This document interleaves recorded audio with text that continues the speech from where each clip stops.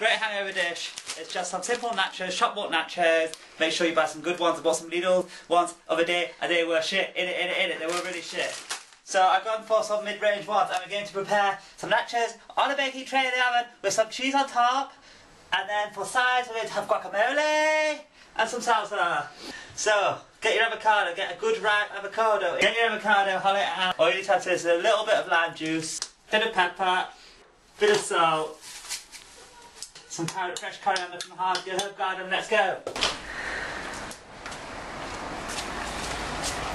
Okay, so some fresh coriander. Half of this into my avocado mix.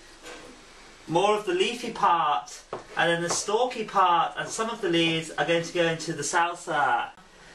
I've gone for a bird-eye chili, which is extremely hot, and then a more milder jalapeno. I have to chop things to some extent, but just not super fine.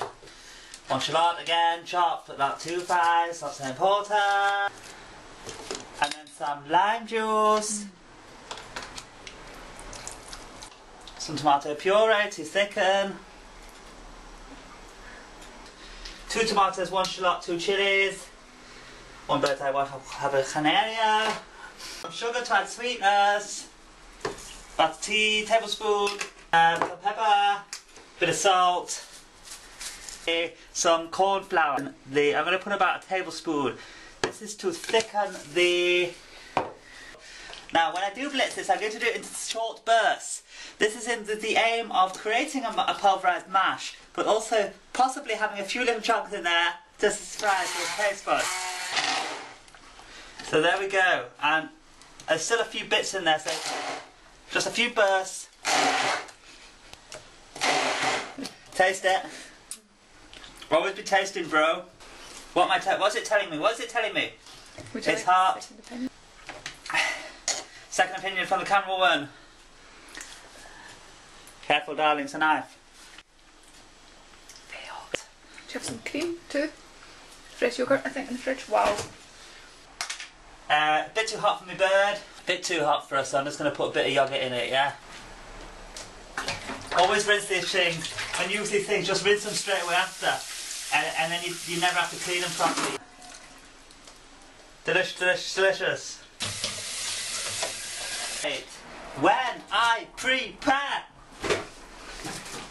nachos, right? A lot of people, when they prepare nachos, they just put them in a big pile and cover them in cheese, because this is how they've seen it done in the restaurant. The shitty little restaurants that people go to, where they get a pile of nachos, cheese on top, salsa, guac, whatever, and it's just piled on there, and it's just ridiculous.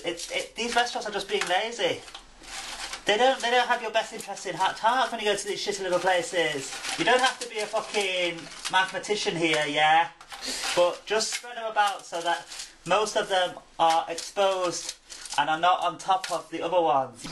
Use a good melted cheese. I've gone for Emmentaler. I spent some time in Switzerland. I had a lovely time.